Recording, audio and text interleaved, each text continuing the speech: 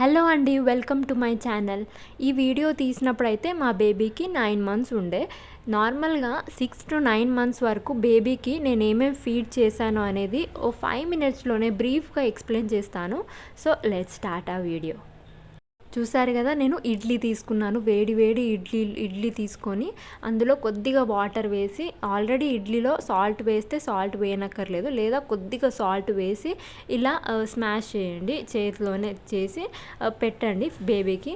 ఒకవేళ తింటే ఇష్టంగా తింటారు, లేదంటే కొద్దిగా టైం తీసుకొని మనం ఆ ఫుడ్ని ఇంట్రడ్యూస్ చేయొచ్చు. నెక్స్ట్ ఇది కాకుండా మార్నింగ్ నేను జావా పెట్టేదాన్ని, జొన్న జావా పెట్టేదాన్ని. ఒకవేళ ఇడ్లీ మేము నార్మల్గా టిఫిన్ ఇడ్లీ చేసుకుంటే ఇడ్లీ పెట్టేదాన్ని, లేదా సపరేట్గా జావా అనేది చేసి పెట్టేదాన్ని. జావా వీడియో కూడా మీకు కింద డిస్క్రిప్షన్లో షేర్ చేస్తాను ఎలా చేశాను అనేది.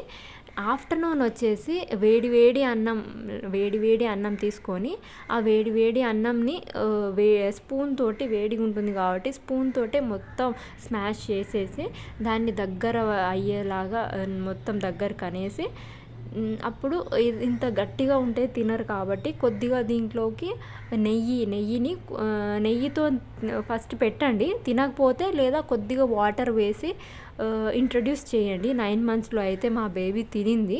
వేడి అన్నంలో ఇలా కొద్దిగా నెయ్యి వేసి, తినకపోతే కొద్దిగా వాటర్ వేసి పెట్టేదాన్ని.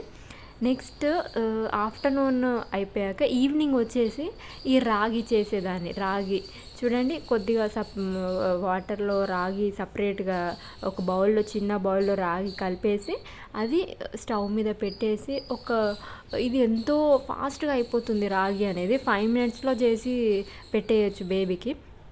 దీంట్లో కూడా సాల్ట్ లేదా తేనె అన్నా వేసి ఇంట్రడ్యూస్ చేయొచ్చు. తేనె, బెల్లం అన్నా వేయచ్చు. సాల్ట్ అనే కాదు, అది ఆప్షనల్ అన్నట్టు. ఇంకా పెరుగు పైన తోడు ఉంటుంది కదా, ఆ వాటర్ అది కూడా వేస్తే ఇంకా స్వీట్గా ఉంటుంది, ఇష్టంగా తింటారు. నెక్స్ట్ వచ్చేసి ఇది నిప్పలు తీసుకున్నాను. మధ్యలో మేము సమ్మర్ సీజన్ కదా, సో వాటర్ మిలన్ తినేటప్పుడే ఇది కూడా లోపల పెట్టేసి బేబీకి ఇచ్చేదాన్ని. బేబీ చూ చేసుకుంటూ ఉండేది.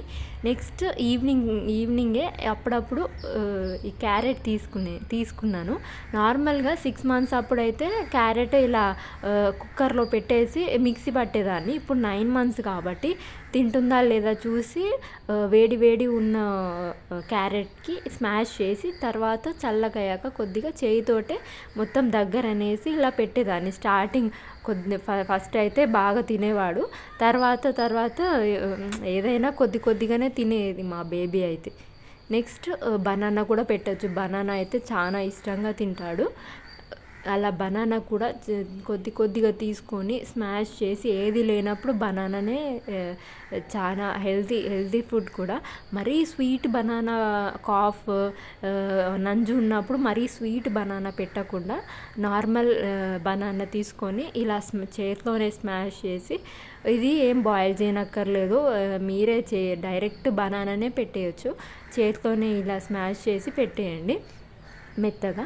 నెక్స్ట్ కర్బూజా తీసుకున్నాను. ఈ సమ్మర్ కదా, కర్బూజా కూడా చాలా బాగుంటుంది. డైరెక్ట్ కర్బూజా 2 పీసెస్ కట్ చేసుకొని వాటిని కొద్దిగా ఇది మిక్సీలో వేసాను నేను. మిక్సీలో కొద్దిగా వాటర్ వేసేసి, చూడండి ఎంత థిక్గా వచ్చేసింది. ఇది కూడా తిన్నాడు మా బేబీ. నెక్స్ట్ ఇది కూడా ఈవినింగ్ పెట్టేదాన్ని అప్పుడప్పుడు. ఇది కూడా ఇంట్రొడ్యూస్ చేసేదాన్ని. అన్నీ ఒకే వెరైటీ కాకుండా ఒక్కొక్కటి సపరేట్గా కొత్త వెరైటీ ఇంట్రడ్యూస్ చేసేదాన్ని.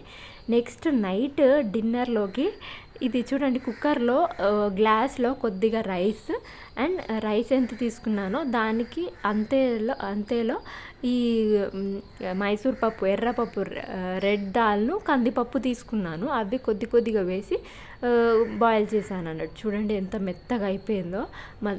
మెత్తగా ఉన్న కుక్కర్ ఓపెన్ చేయంగానే స్పూన్తో బాగా నలిపేదాన్ని, స్మాష్ చేసేదాన్ని. చూడండి, ఇదైతే బాగా తినేది మా బేబీ. సరే కదా, ఇది 9 మంత్స్ రెసిపీ. బేబీకి నేను డే మొత్తం ఇలా ప్లాన్ చేసి పెట్టేదాన్ని.